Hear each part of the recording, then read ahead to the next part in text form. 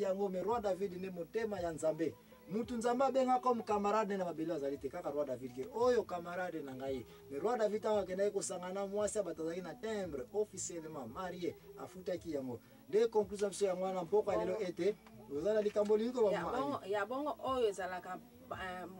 mwasi obali mwasi na yo bovandi bobali pena bien ayesu suna mwana obie leki na ye ou bien muana abotaka na mobali na neno tanga zaka jeune fille basentaka yaye na mwasi siko mobali na yo akomi ko sangana na muana wana ou bien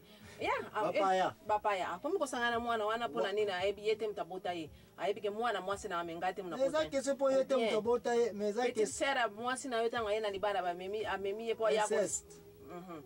Bilo kwa ne ezo sala bo nyonso eza na kombo na yango chaque lisumo eza na kombo ser na tia na mutu lisumo nziko leka ko bezali ko leka ba ben inceste signifie papa azali ko lala peut-être moi na ye puis grand frère aza ko lala ser na ye puis seme ki aza ko lala seme ki na ye nyonso to kupa na inceste ndeko na to moni yango soki yo mobali osili ko yamba bapa ya na ndako soit leki ya mwasi na yo azana ndako pa ya ko ne balwa matabis na kitina ne bayombe n'est-ce pas bayombe batu bazala soki obali bazo su petite sœur kenene na libala ne biloko wana eza ko sala ete soki yo mobali ozana maîtrise te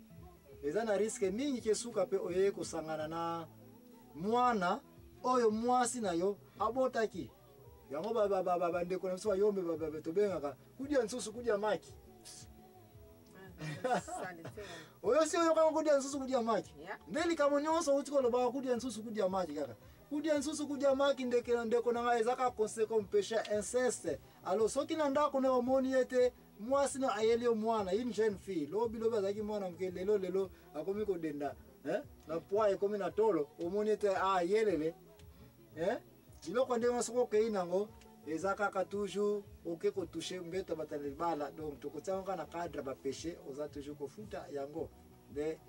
yango neza ko tsanda kuna désordre comment ko éviter yango fille wana étrangère wana abima ndako yaka pena yo mobile oza pena ba petit frère na ndako et puis moi sinon pas ali wana et puis ba petit frère ba oyibe on sa so inceste kaka masuma inceste zango ya trop okomona pe na petit frère yo mobile akomi ko sangana na nani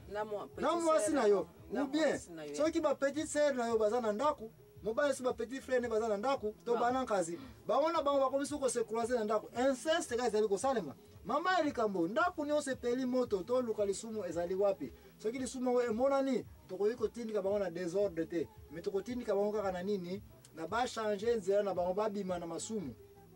oyo libala ya mama Rebecca tozali kolobela oyo libala officiel tozali kolobela ba solution nyonso siliko pesa mais libala wezali keza ya nini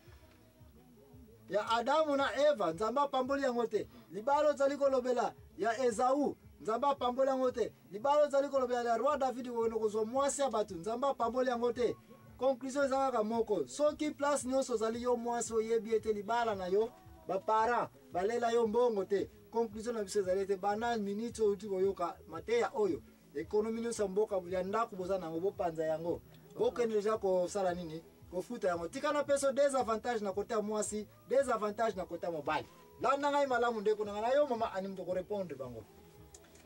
premier avantage yo mwasi ezali ete soba yego lukelo mbanda oko yigo funda makambo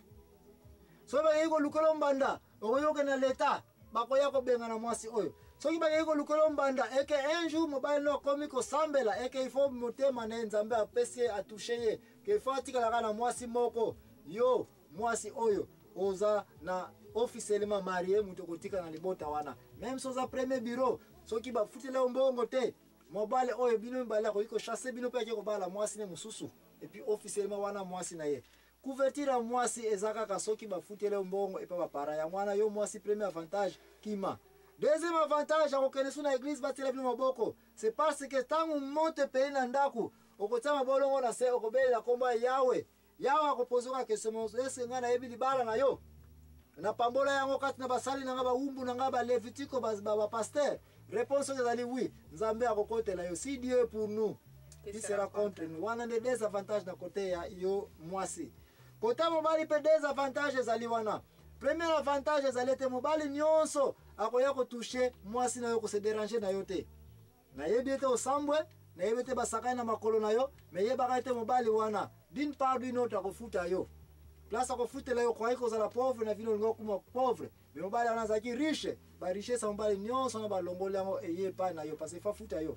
parce que vous avez beaucoup peut-être mwana kota ya muyibi déjà siliko yelo na ndako donc il faut futa bongo yo boti mwana bongo za ko supporter mwana wote mwana ngo papa mso za ko supporter papa ne sasa na mbongo kolesa ka mwana nayo no spirituellement nzamba ko longola benediction nyonso ezala kana sima mobali wana ayo kosa na ndako nayo donc se déranger na yo te yo mobali tita mwasi no basakani na mobali mso ni banda tango obala e officiellement na baboko ya para na yo na bapara na ye na eglise yebaka ete bakofuta yo mutu moko ko bika zate droit David afuta yango yo pe bakofuta yo premier avantage deuxième avantage ya kozana assurance que moi c'est même c'est que na libanda eza yangai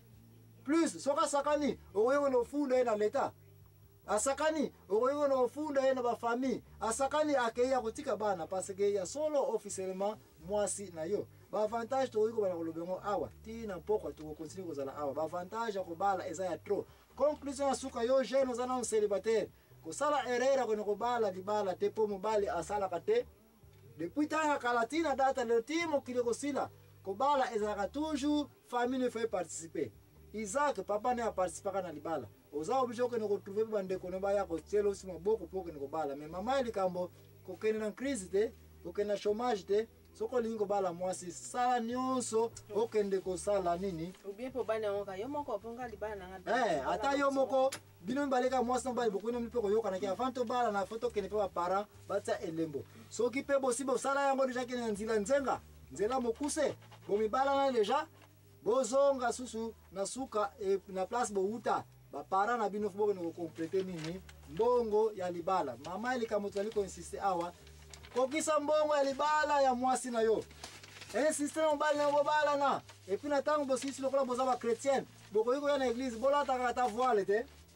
boko ne po ne pa papa se bino mbaleka pa passer stela biso nini maboko ba passer au service maboko nzambe pe a reconnaître bino wana kute écouter bino ata $10 te $5 pe kuzite bino mbaleka bofuka mi pa passer stela maboko nzambe pe ateni ni couverture